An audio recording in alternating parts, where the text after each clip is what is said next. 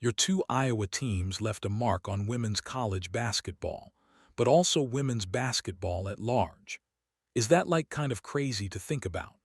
Like you were a part of something that was a catalyst for this, like I had heard about this Caitlin Clark, and I was like watching videos of her just like having like 40 points, like averaging a million in high school. And I was like, oh, this girl thinks she's going to come here and rule the world. Like laughter it's going to be. Whatever. And there she did, came in right away and ruled the world, and I was like, all right, here we go. There was one phone call, one conversation, and it happened at the exact moment Kate Martin needed someone to tell her the truth.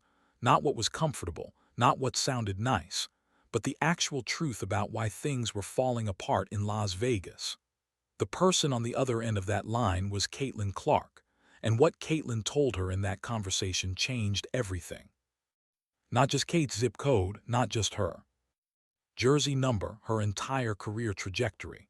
Because what Caitlin understood, even while managing her own brutal first-year adjustment in Indiana, was something that people in Kate's corner in Las Vegas either could not see or were not willing to say out loud. Kate Martin was not failing. The system around her was failing her. That distinction is everything. And the story of how that phone call happened, what it meant, and where it led Kate next is the kind of thing you need to understand if you actually want to grasp what is happening beneath the surface in this league right now. If this kind of investigative storytelling is why you keep coming back, hit that like button right now. It genuinely helps us keep digging into the stories that most channels are content to leave on the surface. We are going deep today. To understand how we even got to that phone call, you have to go back to Iowa, and not just the highlights, not just the tournament runs, but the real architecture of what Caitlin Clark and Kate Martin actually built together in those Carver Hawkeye Arena years. Before that era, Iowa women's basketball was not what you would call a must-watch national program. It had its moments, music, its tradition, but it was not the kind of place where college basketball fans across the country were rearranging their schedules to watch a regular season game. Then Caitlin Clark arrived, and then Kate Martin arrived alongside her, and that equation changed permanently. Caitlin brought the fireworks, the lob threes, the moments that immediately went viral. She was the gravitational center of everything. But here is what gets missed in the highlight reel version of that Iowa story. A gravitational center only works when you have the right structure built around it. Kate was that structure. She averaged 13.1 points and nearly 7 rebounds per game across those final 4 runs. Those are not backup numbers. Those are not glue player numbers in the dismissive sense of that phrase. That is real production from someone who understood exactly what her role required and then exceeded it repeatedly under the biggest tournament pressure college basketball can generate. What made her genuinely rare was the combination. She did not need the spotlight to be effective. She understood intuitively when to crash a rebound off a Caitlin miss, when to set the screen that opened the driving lane, when to crash a rebound off a Caitlin miss, when to set the screen that opened the driving lane. The off-ball intelligence Kate brought was the kind of thing coaches spend entire careers trying to teach players and usually fail, and the bond between them ran deeper than basketball eek. Kate has talked about it as relationship equity, the idea that you cannot lead people effectively if the only time you're connecting with them is in a timeout huddle or during a film session. She built real relationships with her teammates outside the gym, including with Caitlin, and that investment created a level of trust that paid dividends constantly throughout those final 4 runs. Remember, you have that summer before and music she was doing things that I had never seen anybody do before. And as a freshman to come in and have that kind of confidence, like not everybody has that. Like I was like, whoa, I haven't really seen anything like this. And so, we knew she was going to be outstanding. And then, yeah, beginning of the year we had some big wins and there was highs and lows that year for sure. But, it took us a little bit to figure it out. But yeah, it obviously turned out better than I could have ever expected or thought. The peak of that partnership came in a game most people still talk about in disbelief, the 2023 Final Four victory over undefeated South Carolina. A team with twin towers down low, length and athleticism everywhere, and one of the most respected coaching staffs in the country was supposed to be a comfortable win for the Gamecocks. Iowa was not supposed to survive that, but they executed the game plan with a level of composure that programs spend decades trying to develop. Kate has called it the defining moment of her career. When you watch the film, you understand why.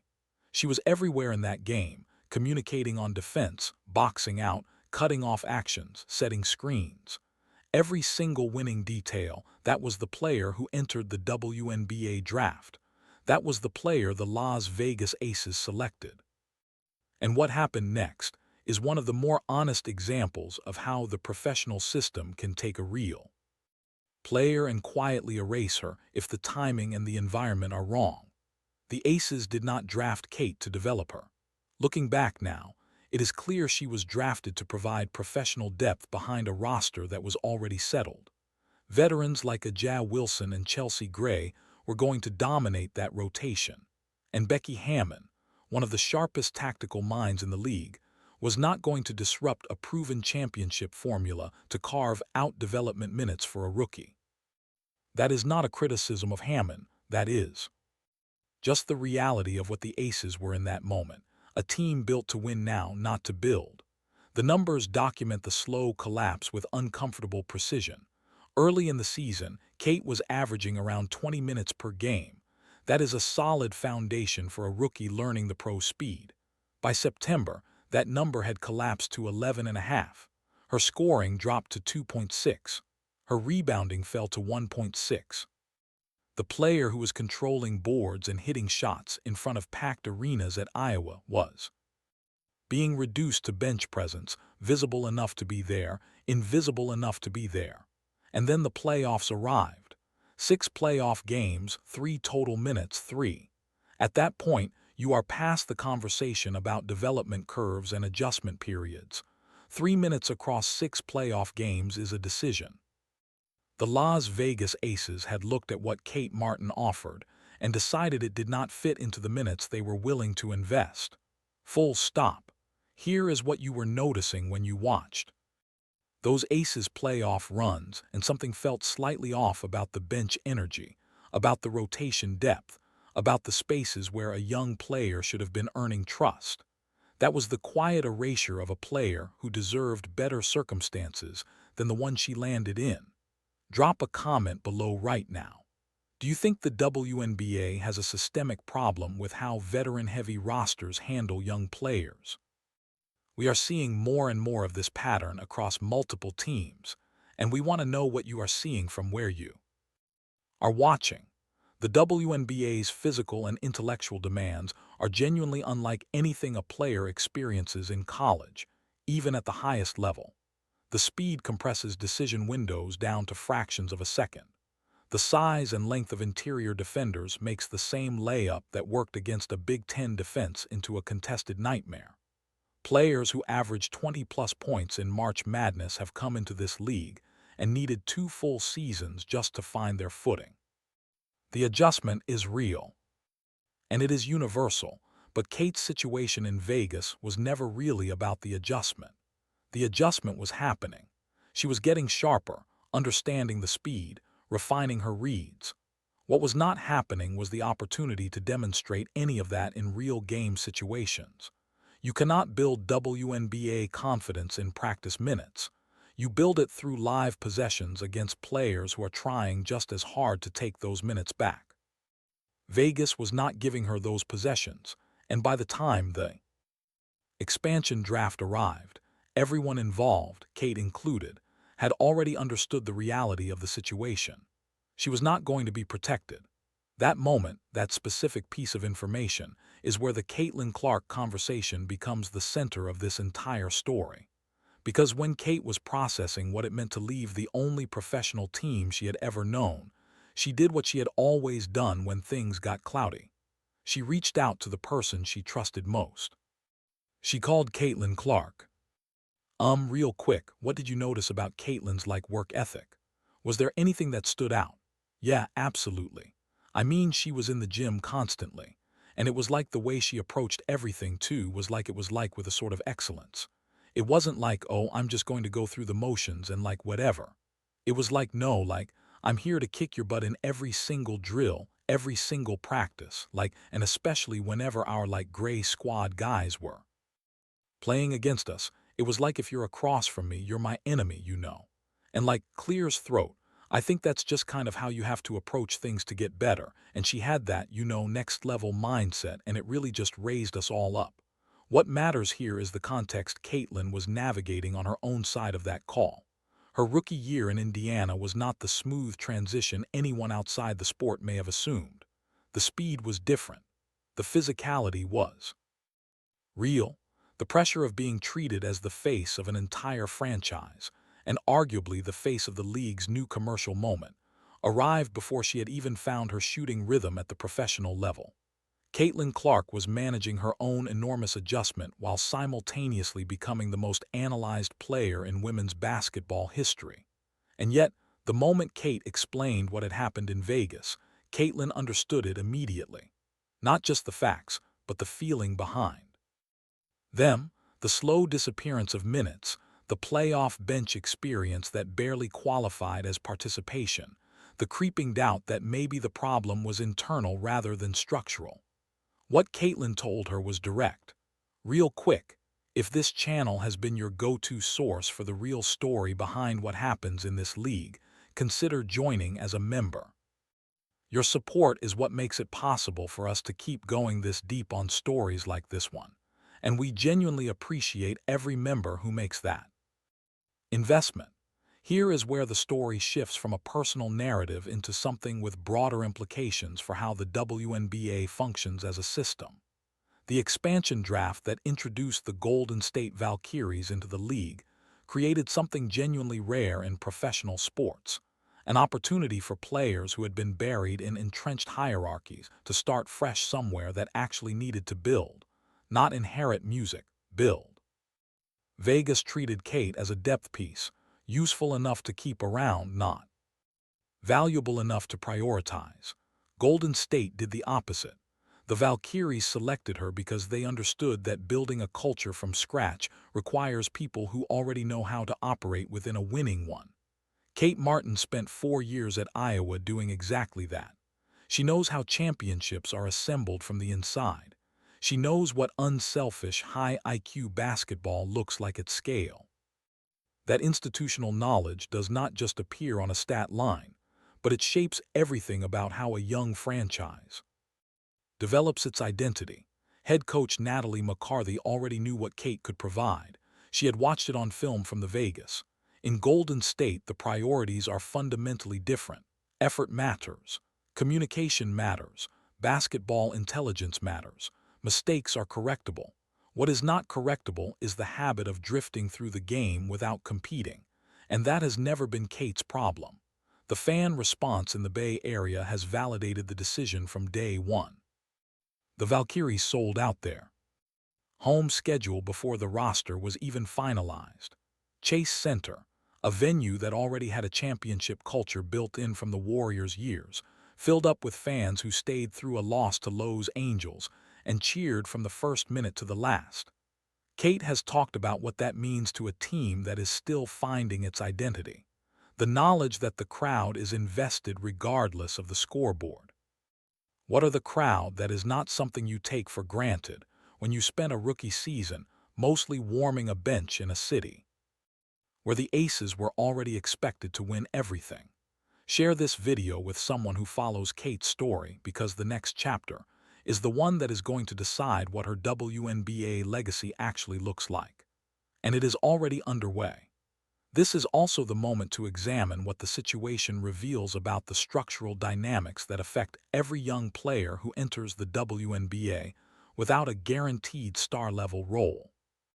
The collective bargaining reality of this league means roster spots are precious, and veteran players have earned protections that make it genuinely difficult for young talent to break through in a compressed timeline. Dawana, that is not inherently wrong.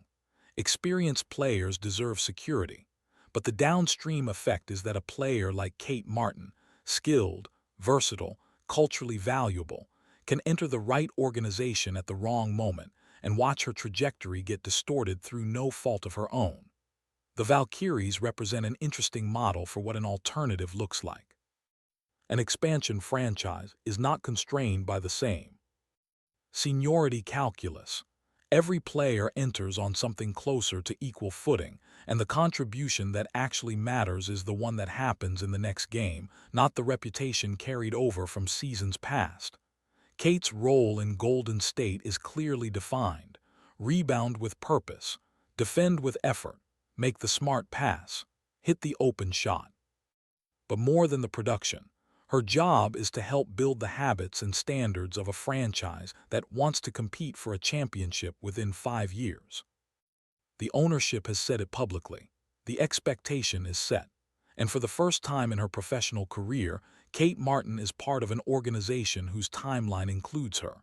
Now connect that back to what Caitlin Clark actually did in that phone call. She did not just offer sympathy or encouragement.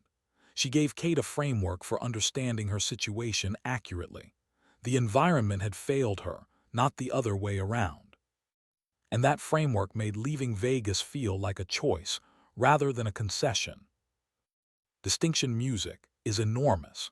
Players who leave situations feeling like they failed carry that weight into the next one. Players who leave understanding that the fit was wrong arrive somewhere new with their confidence music intact.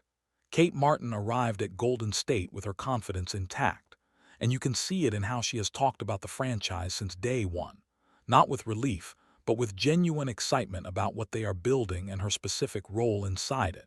Here is what this entire story points toward that nobody is saying loudly enough. The WNBA's next competitive frontier is not just about stars. It is about which organizations have figured out how to build cultures that develop the players around those stars. Las Vegas failed at that with Kate Martin. Golden State now has the opportunity to get it exactly right. If the Valkyries can turn Kate's presence, her leadership capacity, her Iowa-built winning habits, her deep knowledge of how championship basketball feels from the inside into a genuine franchise cornerstone, they will have demonstrated something important about what expansion basketball can accomplish when it is done thoughtfully. And Caitlin Clark, operating 400 miles away in Indiana, will have quietly played a role in that franchise's development without ever appearing on their roster. That phone call did not just redirect one player. It may have seeded the culture of an entire organization. If this investigation opened your eyes to something the highlight reel version of this story always leaves out, subscribe right now and turn on notifications, because we are tracking how this plays out in real time.